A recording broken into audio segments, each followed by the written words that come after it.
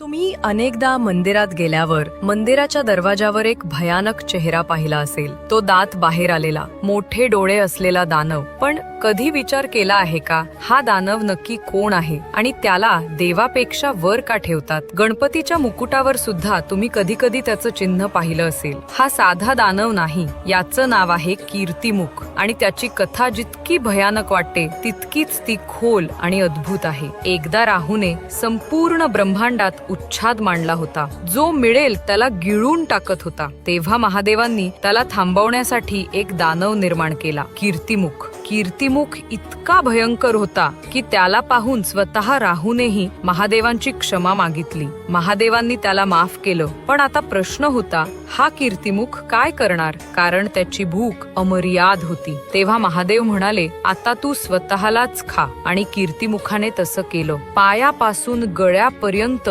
स्वतःलाच खाल्लं, पण भूक तरीही भागली नाही. तेव्हा त्याने महादेवांना विचारलं, आता काय करू? महादेव म्हणाले, आता तू मनुष्यांचा लोभ, क्रोध आणि वासना खा. तेव्हापासून कीर्तिमुखाला मंदिराच्या वरच्या बाजूला स्थान दिलं गेलं आणि त्याचा अर्थ खूप खोल आहे. जेव्हा आपण देवाकडे जाण्याचा प्रयत्न करतो तेव्हा सर्वप्रथम आपल्याला स्वतःच्या वासना, लोभ, क्रोध, अहंकार या दानवांना संपवावं लागतं. देवापर्यंत जाण्याचा दरवाजा कीर्तिमुखाच्या खालीच का असतो? याचं उत्तर इथेच आहे. कारण जोपर्यंत आपण स्वतःचा दानव हरवत नाही तोपर्यंत आपण देवापर्यंत पोहोचू शकत नाही. तुम्ही